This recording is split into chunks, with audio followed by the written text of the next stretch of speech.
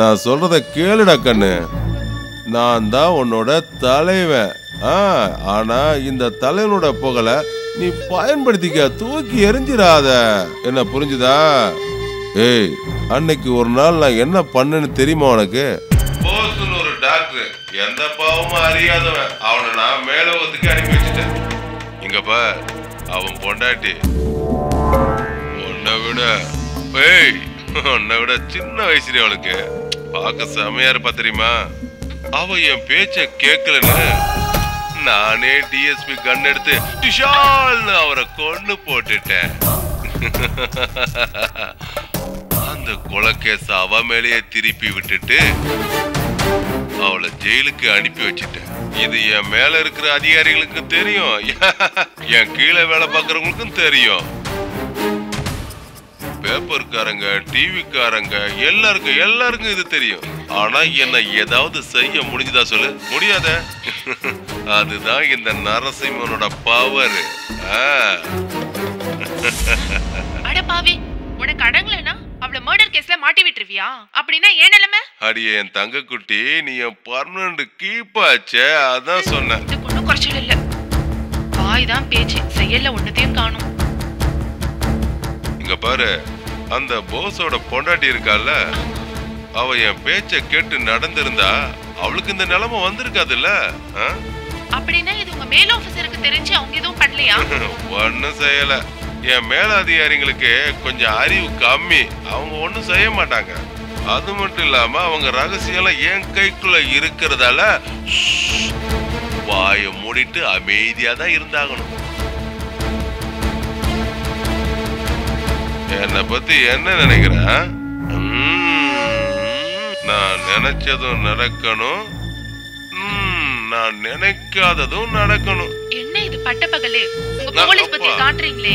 ஏய், என்ன பண்ணி இந்த நேரத்துல அவங்கள பத்தி பேசி மூட் அவுட் பண்ற? முதல்ல என்ன கவனிடா செல்லம்.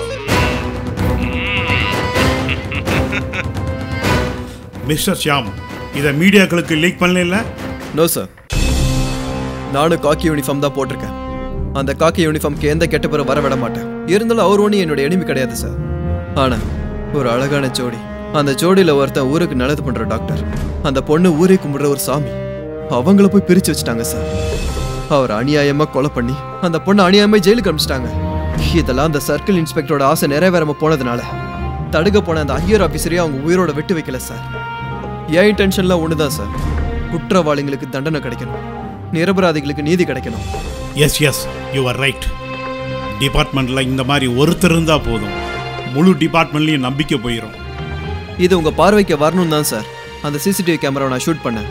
வேற எந்த தப்பான நோக்கமே இல்லை. உங்களுடைய திறமையை நான் பாராட்டுறேன். ஜெயிலில் கைதிகளை குற்றவாளியா பார்க்குற ஜெயிலர்ஸ்ல நிரபராதிகளை கண்டுபிடிக்கிற விஷயத்துல உன் திறமையெல்லாம் காட்டிட்ட. அது மட்டும் இல்லாம சரியான குற்றவாளியை பிடிச்சு கொடுக்கறதுக்கு நம்ம டிபார்ட்மெண்ட்டுக்கு நீங்க ஹெல்ப் பண்றீங்க. Thank you very much. It's my duty sir. இனிமே இதை விட்டுடுங்க, மற்ற விஷயத்தையெல்லாம் நான் பார்த்துக்கிறேன். உடனே இந்த கேஸை நான் ரீஓபன் பண்றேன். Thank you sir.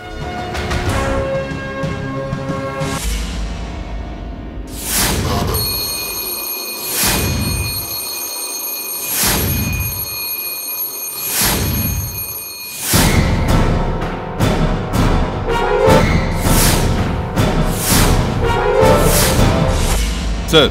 ஓ, சர்க்கிள் இன்ஸ்பெக்டர் நரசிம்மா, உட்காருங்க. பரவாயில்ல சார். பரவாயில்ல, உட்காருங்க. Thank you thank you sir. எப்படி இருக்கீங்க? Fine sir. உங்க டியூட்டி எல்லாம் எப்படி இருக்கு? ஒன்றும் பிரச்சனை இல்லை சார், எல்லாமே என்னோட கண்ட்ரோல்ல தான் இருக்கு சார். இன்னும் யார் யார் இருக்காங்க உங்க கண்ட்ரோல்ல? ஒன்றும் புரியல சார். ஓகே ஓகே, உன்னுடைய ராஜ்யத்துல நீ ராஜா மாதிரி சந்தோஷமா இருக்க. Yes sir. உண்மையிலே நீ ராஜா தான். எதுக்காகனா உன் மேலதிகாரிங்கெல்லாம் முட்டாளாச்சே. உன் மேலதிகாரிகளோட ரகசியமெல்லாம் உன்னோட கையில இருக்கிற வரைக்கும் உன்னை யாரும் ஒன்னும் பண்ண முடியாது. உன்னை யாரும் என்ன சொல்ல போறாங்க? அடிமுட்டாளுங்க.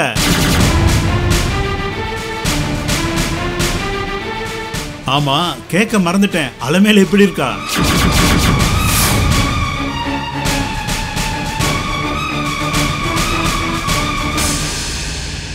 யார் சார் அது?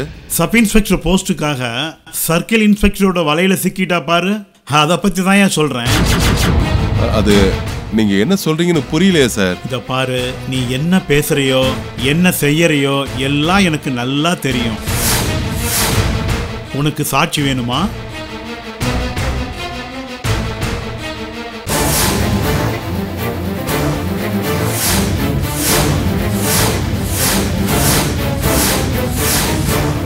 அலமேல கூட நீ அங்க மயக்கத்துல இருந்தப்போ நீயா சொன்ன பல உண்மைகள், அதுதான் இந்த வீடியோ சிடி.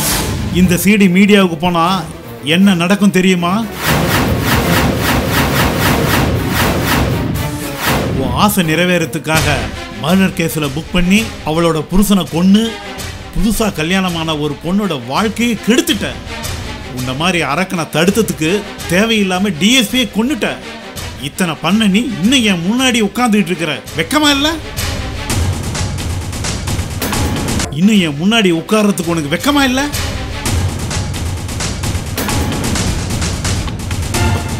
இந்தா சார். அது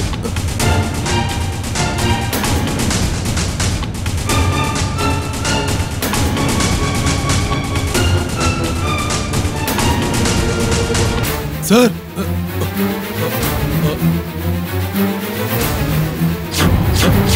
இது உன்னுடைய சஸ்பென்ஷன் ஆர்டர். உன்னை எங்கேயாவது டிரான்ஸ்ஃபர் பண்ணலான்னு பார்த்தா அது சின்ன பனிஷ்மெண்ட். அதனால உன்னை சஸ்பெண்ட் பண்றேன்.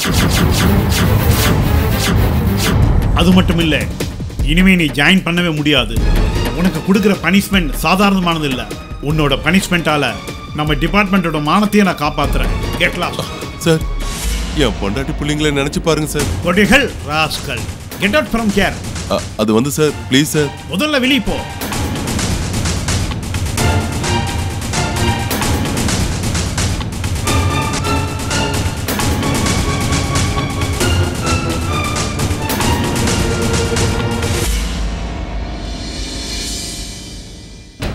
சரித்திரத்தில் நியாயமான தீர்ப்பு ஒன்று இன்று கிடைத்துள்ளது. அப்பாவிகளான மீனா மற்றும் போஸ் தம்பதிகளை தீவிரவாதிகள் என முத்திரையிட்டு 7 ஆண்டு சிறை தண்டனை விதித்து உயர்நீதிமன்றம் தீர்ப்பளித்துள்ளது. குற்றவாளி என கருதிய மீனாவை குற்றமற்றவர் என்று விடுதலை அளித்தது.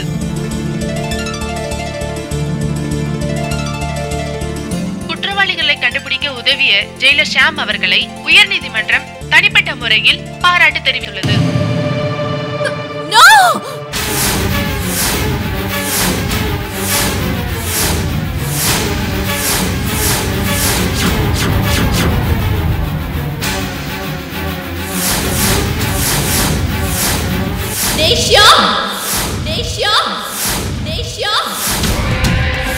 நீ ஜெயிச்சிட்டன்றதுனால நான் தோத்து போயிட்டேன்னு அர்த்தம் இல்லடா. என்கிட்ட மட்டும் வச்சுக்கிட்ட உன்னை உண்டுல நாக்கிடுவ, ஜாக்கிரதை. ஆமா, ஆக்கிடணும்.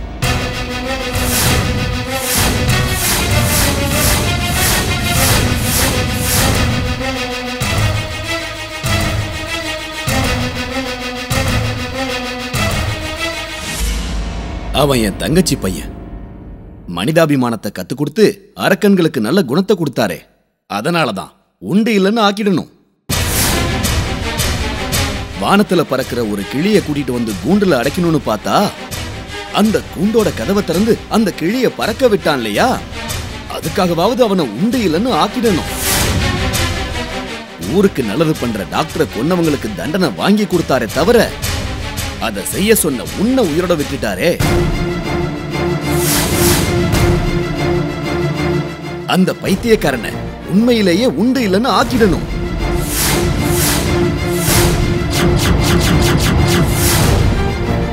ஆமா, அவரை எப்போ உண்டு இல்லைன்னு ஆக்க போற சொல்லு. இது வரைக்கும் நீ ஒரு ஜென்மத்துக்கு உண்டான பாவத்தை மூட்டை கட்டி வச்சிருக்க. இன்னொரு ஜென்மம்னு உனக்கு ஒண்ணு இருந்தா அப்பவும் நீ மனுஷனா பிறக்கணும்னா இப்பல இருந்தாவது நீ ஒரு மனுஷியா மாறணும். நீ எனக்கு பிறந்த ஒரு பொண்ணுங்கிற பாசத்தினாலதான், இல்லன்னா ஊருக்கு நடுவுல போய் கத்தி சொல்லணும் போல இருக்கு. கொலை செஞ்சவங்களை விட அதை செய்ய சொன்னவங்களுக்கு தான் தண்டனை அதிகம்னு, உன்னதான் ஜெயில போடணும்னு நான் கத்தி கத்தி சொல்லணும் போல இருக்கு. அப்பா, கத்தாத.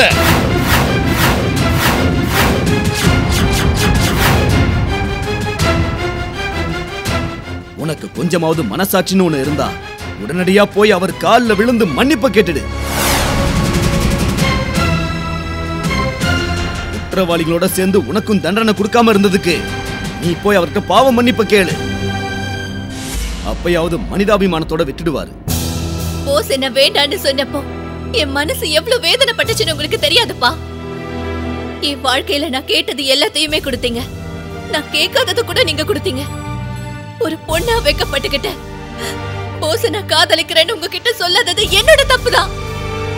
அது இப்பதான் எனக்கு புரியுது.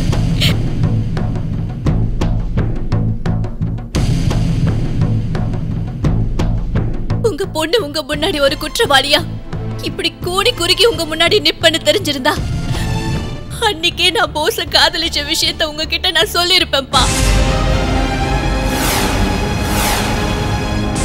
இப்போ எல்லாமே நடந்து முடிஞ்சிருச்சு.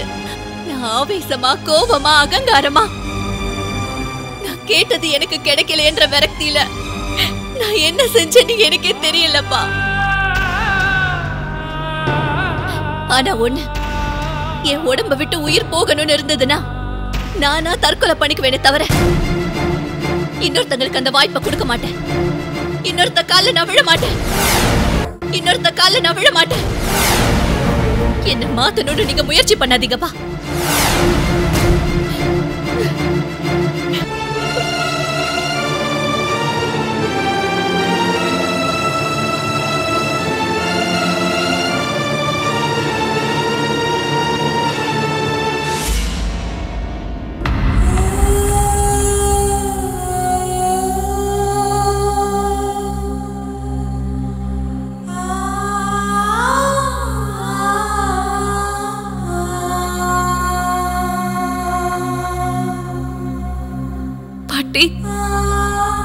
நான் போயிட்டு வரேன்னு சொல்லக்கூடாதுமா. உங்களுக்கு எப்பவாவது ஜுரம் வந்துச்சுன்னா, ஒருவேளை உங்களால நடக்க முடியாம போனா, உங்களுக்கு உதவி செய்ய யாராவது வந்தாங்கன்னா உங்களுக்கு என்னோட ஞாபகம் வரும்ல பாட்டி. முதல்ல உன்னை மறந்தாதானம்மா பாட்டி.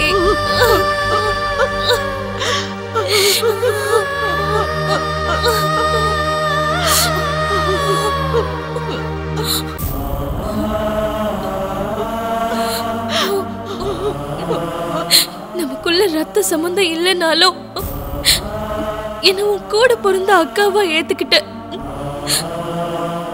யாருடைய கண்ணிலையாவது கண்ணீர் வந்தா அந்த கண்ணீரை நீ துடைக்கும் போது இந்த அக்காவை உனக்கு ஞாபகம் வரும்ல. இன்னொருத்தவங்க கண்ணீரை துடைக்கிற நிலைமையில என்ன விட்டுட்டு போற. இப்ப மட்டும் இல்ல, எப்பவுமே உன்னை மறக்க மாட்டேன் மீனா.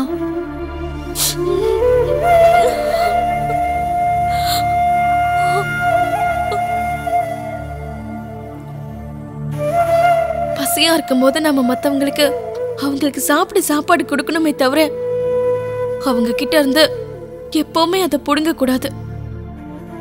இது உன் தங்கச்சி மாதிரி இருந்து நான் சொல்றேன். என்ன தப்பா நினைச்சுக்காதீங்க. சரிங்கம்மா. மீனா, இந்த நரகத்துல இருந்து நீ வெளியில போறதுக்கு நான் சந்தோஷப்படணுமா, இல்ல இன்னொரு நரகத்துக்கு போறேன்னு நினைச்சு வருத்தப்படுறதா? புரியாத நிலைமையில நான் இருக்கேன். இல்ல வாணி, பூவையும் பொட்டையும் இழந்து ஒரு பொண்ணு புகுந்த வீட்டுக்கு வந்தா அவளை எப்படி பாத்துக்குவாங்களோ, என் ஊர்ல இருக்கிறவங்க என்ன பெத்த பொண்ணு மாதிரி பாத்துக்குவாங்க.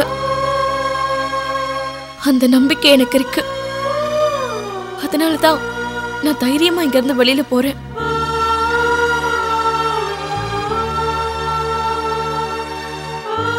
என்ன மன்னிச்சிருங்க வார்டனம்மா. நான் உங்களுக்கு ரொம்ப கஷ்டத்தை கொடுத்துட்டேன். எதுவும் தப்பா நினைச்சுக்காதீங்க.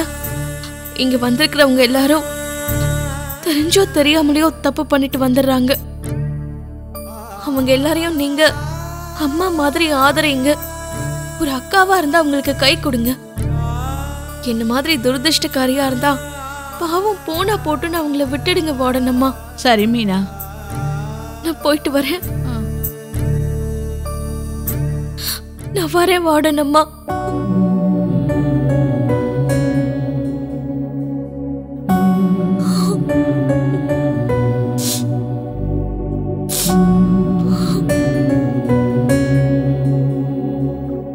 உன்னோட புருஷனை திருப்பி வர வைக்க முடியலனாலும் உன்னை எப்படியாச்சும் வெளியே கொண்டு வருவேன்னு நான் வாக்கு கொடுத்துருக்கேன். அந்த வாக்கை நான் நிறைவேற்றிட்டேன். நீங்க நிறைவேற்றுவீங்கன்னு எனக்கு தெரியும். ஜெயில பிறந்த கிருஷ்ணர் ஜெயிலையே புனிதமாக்கிட்டு போயிட்டாரு. இந்த மாதிரி இடத்துல உங்களை மாதிரி நல்லவங்க வந்து இத மறுபடியும் புனிதமாக்கிட்டீங்க. உங்களுக்கு எப்படி நன்றி சொல்றதுன்னு தெரியல ஜெயிலர் சார். ஆமா தம்பி, அந்த கடவுள் மீனாட்சிக்கு எவ்வளவோ சோதனை கொடுத்துருக்காரு. ஆனா இவ்வளவு ஒரு மனுஷி ஆக்கணும்னு நினைக்கிறீங்க. தம்பி, கையெடுத்து கும்பிட்டா உங்களுக்கு ஆயுசு கம்மியாயிடும்னு உங்களோட மனசுலயே கும்பிடுறேன்ப்பா.